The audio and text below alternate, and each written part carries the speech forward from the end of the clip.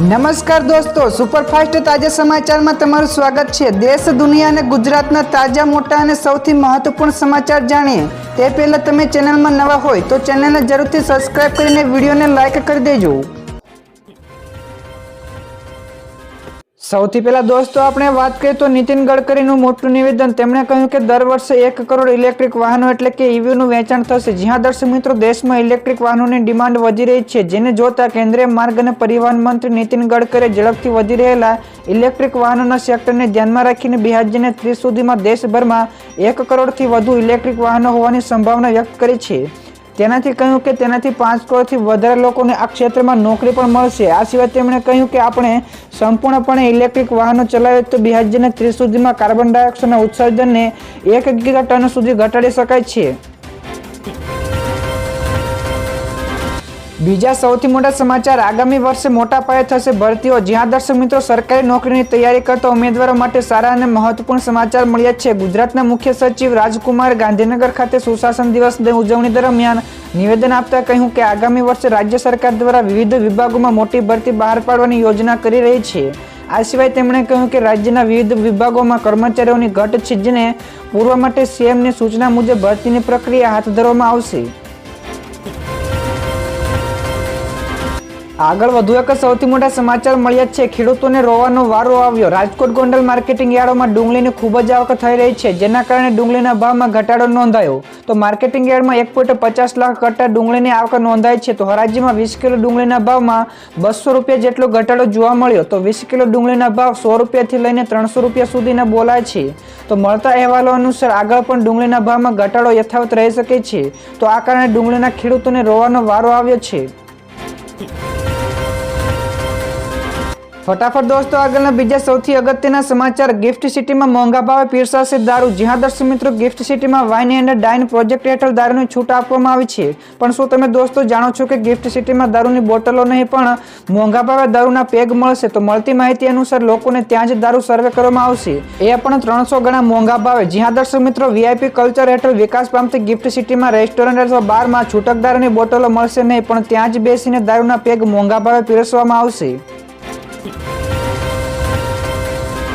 ત્યારબાદના બીજા સૌથી મોટા સમાચાર, કચ્છમાંથી ગાંજો પકડાયો, બિહાર સાથે કનેક્શન। જ્યાં દર્શક મિત્રો, 31 ડિસેમ્બરને લઈને રાજ્યમાં કેફી પીણા ઘુસાડવાની પ્રવૃત્તિઓને ડામવા પોલીસ સતત કાર્યવાહી કરી રહી છે।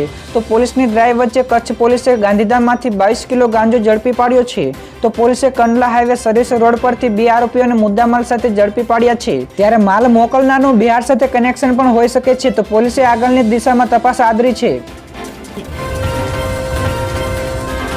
બીજા સૌથી મહત્વપૂર્ણ સમાચાર, ધોરણ 10 માટે ભારતીય નેવીમાં નોકરીની મોટી તક। ભારતીય નૌકાદળમાં ચાર્જમેન, સિનિયર ડ્રાફ્ટ્સમેન, ટ્રેડ્સમેન, મેટ સહિતની વિવિધ પોસ્ટ માટે ભરતી આવી છે। તો અરજી કરવાની છેલ્લી તારીખ 31મી ડિસેમ્બર છે।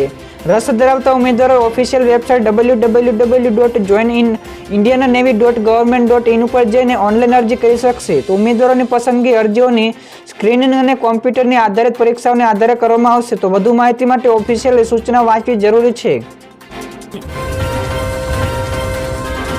ત્યારબાદના બીજા સૌથી મોટા સમાચાર મળ્યા છે। દ્વારકા નગરીને લઈને સરકારનો મોટો પ્રોજેક્ટ। જ્યાં દર્શક મિત્રો, વર્ષો પહેલા દરિયામાં ડૂબેલા શ્રી કૃષ્ણની દ્વારકા નગરીને હવે જોઈ શકાશે। જ્યાં દર્શક મિત્રો, સરકારે એક સબમરીન પ્રોજેક્ટ લાવી છે, જેમાં દરિયાના પેટાળમાં જઈને દ્વારકા નગરીના દર્શન કરી શકશે। તો સબમરીન પ્રોજેક્ટ માટે સરકારી કંપની ડોક શિપયાર્ડ સાથે ગુજરાત સરકારે MOU કર્યા છે। તો પ્રોજેક્ટ આગામી વર્ષે જન્માષ્ટમી કે દિવાળીએ શરૂ થઈ શકે છે। તેનો સમયગાળો 2 થી 2.5 કલાકનો રહેશે, પરંતુ હજુ સુધી તેનું ભાડું કેટલું હશે તેની માહિતી પણ મળી નથી। બીજા સૌથી મહત્વપૂર્ણ સમાચાર મળ્યા છે। સીએમની મહત્વની જાહેરાત। તેલંગાણામાં નવા નિયુક્ત થયેલા મુખ્યમંત્રી રેવંત રેડ્ડીએ મહત્વપૂર્ણ જાહેરાત કરતા કહ્યું કે તેમણે તેલંગાણાના ફૂડ ડિલિવર બોય, કેબ અને ઓટો રિક્ષા ચાલકો માટે રાહત આપી છે। મુખ્યમંત્રી રેડ્ડીએ રાજીવ આરોગ્યશ્રી યોજના હેઠળ આ તમામ કામદારોને 10 લાખ રૂપિયા સુધીનો સ્વાસ્થ્ય વીમો આપવાની જાહેરાત કરી છે। આ સાથે જ તેમણે વધુ એક જાહેરાત કરી છે, જેમાં કાર્યરત શ્રમિકો માટે 5 લાખ રૂપિયા સુધીના આકસ્મિક નીતિ શરૂ કરાશે। ત્યારબાદ દર્શક મિત્રો, ગુજરાતના હવામાન વિશે અંબાલાલ પટેલે એક નવી આગાહી આપી છે। તો નિષ્ણાત અંબાલાલ પટેલે આગાહી કરી છે તે અનુસાર આજથી જોરદાર ઠંડી શરૂઆત થશે, તેની સાથે જ જાન્યુઆરીમાં માવઠું પણ પડી શકે છે। તો 1 થી 5 જાન્યુઆરી દરમિયાન વેસ્ટર્ન ડિસ્ટર્બન્સના કારણે પૂર્વ, દક્ષિણ અને સૌરાષ્ટ્રમાં વરસાદની સંભાવનાઓ છે. તો બીજી તરફ 26 અને 27 ડિસેમ્બરના દિવસે ગુજરાતમાં વાદળછાયું વાતાવરણ રહી શકે છે. તો 29 ડિસેમ્બરે કડકડતી ઠંડી લાગી શકે છે. આ સાથે જ રાજ્યના ઉત્તર ભાગમાં તાપમાન ઘટશે, જેના કારણે વધુ ઠંડી જોવા મળશે. ત્યારબાદના બીજા સૌથી અગત્યના સમાચાર મળ્યા છે. 31 ડિસેમ્બર સુધી ધ્યાન રાખજો. તો ગઈકાલે કાંકરિયા કાર્નિવાલનો પ્રારંભ સીએમ ભૂપેન્દ્ર પટેલે કરાવ્યો હતો. તો ટ્રાફિક વિભાગે 31 ડિસેમ્બર સુધી જાહેરનામું બહાર પાડ્યું છે.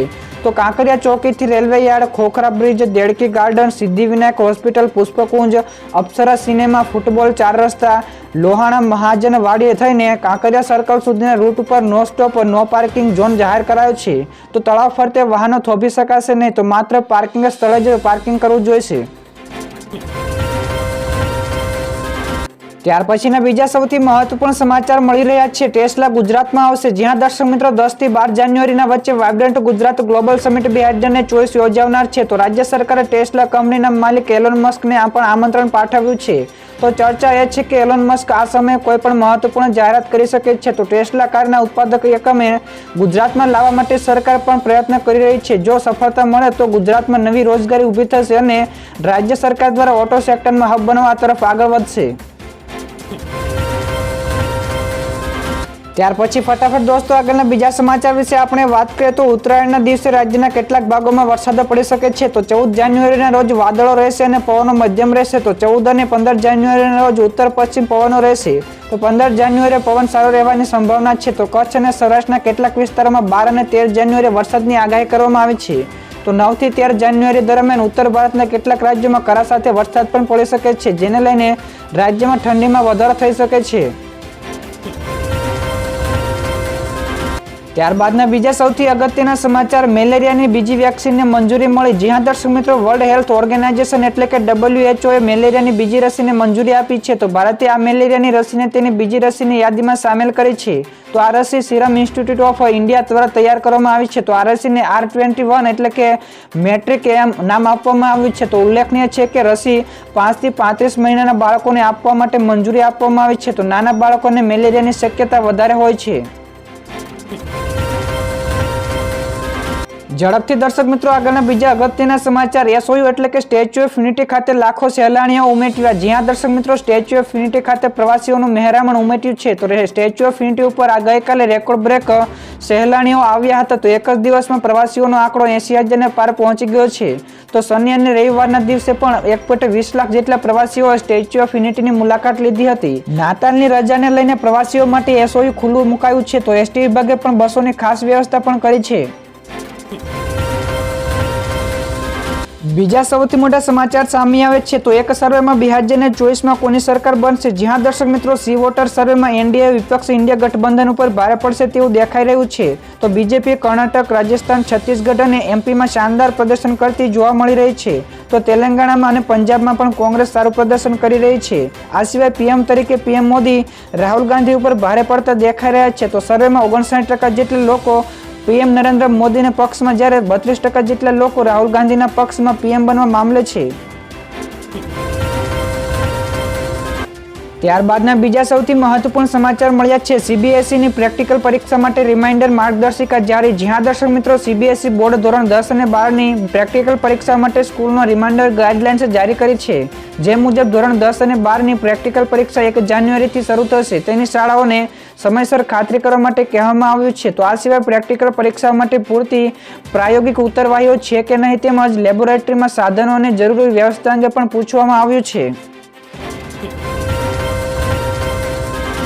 આગળ વધુ એક સૌથી મોટા સમાચાર મળ્યા છે. ભારતે સંયુક્ત રાષ્ટ્રના ઠરાવ વિરુદ્ધ કર્યું મતદાન. જ્યાં દર્શક મિત્રો ભારતે ઈરાનના માનવ અધિકારની સ્થિતિ ઉપર UN ઠરાવ વિરુદ્ધ મતદાન કર્યું છે. તો આ પ્રસ્તાવને 78 સભ્ય દેશોએ ટેકો આપ્યો હતો, જ્યારે ભારત, રશિયા, ચીન સહિતના 30 દેશોએ તેના વિરોધમાં મતદાન કર્યું હતું. ત્યારે ઈરાન ઉપર UN ઠરાવમાં ઈરાનના અસંખ્ય માનવ અધિકારના ઉલ્લંઘન ઉપર ગંભીર ચિંતા વ્યક્ત કરવામાં આવી છે. તો પ્રસ્તાવમાં ધર્મ અને આસ્થાની સ્વતંત્રતાને પણ સમાવેશ થતો નથી. ત્યાર પછીના બીજા સૌથી મહત્વપૂર્ણ સમાચાર મળ્યા છે. અયોધ્યાને મળશે નવી અમૃત ભારત ટ્રેન. જી હા દર્શક મિત્રો, આગામી 22 જાન્યુઆરીએ અયોધ્યા સ્થિત રામ મંદિર ખાતે રામલલ્લાના પ્રાણ પ્રતિષ્ઠા યોજાશે. તો સરકારે અયોધ્યાને એરપોર્ટની પણ ભેટ આપી છે. ત્યારે હવે વધુ એક મોટી ભેટની પણ જાહેરાત કરી છે. તો મળતી માહિતી અનુસાર અયોધ્યા ખાતે પીએમ મોદી 30 ડિસેમ્બરે 5 નવી વંદે ભારત ટ્રેનને લીલી ઝંડી આપશે. તો આ સિવાય અયોધ્યાને અમૃત ભારત ટ્રેનની પણ મોટી ભેટ મળશે. તો આ ટ્રેનને પુશ પુલ ટેકનોલોજી ઉપર ડિઝાઇન કરવામાં આવી છે. ત્યારબાદના દર્શક મિત્રો બીજા સૌથી અગત્યના સમાચાર પણ મળી રહ્યા છે. તો ગઈકાલે સીએમના હસ્તે કાંકરિયા કાર્નિવલ 2023નો શુભારંભ થયો. જ્યાં દર્શક મિત્રો અમદાવાદ ખાતે કાંકરિયા કાર્નિવલ 2023નો ગઈકાલે સીએમ ભૂપેન્દ્ર પટેલના હસ્તે શુભારંભ કરવામાં આવ્યો હતો. ઝડપથી દોસ્તો આગળના બીજા સૌથી મોટા સમાચાર. જીઓ યુઝર્સ માટે આવ્યા સારા સમાચાર. તો રિલાયન્સ જીઓએ પોતાના ગ્રાહકો માટે નવા વર્ષની ગિફ્ટ આપી છે. તો જીઓ ₹2999ના રિચાર્જ ઉપર તમને 365 દિવસની વેલિડિટી અને દરરોજ 2.5 GB ડેટા સાથે અનલિમિટેડ કોલની સેવા પ્રદાન કરશે. તો આ ઓફરની સાથે જ તમે 365 દિવસ અને બીજા વધારાના 24 દિવસની વેલિડિટી પણ મળશે. તો આ ઉપરાંત જીઓ ક્લાઉડ ટીવી અને મૂવી એપ્સનો પણ ઉપયોગ 1 વર્ષ માટે ફ્રીમાં કરી શકશો.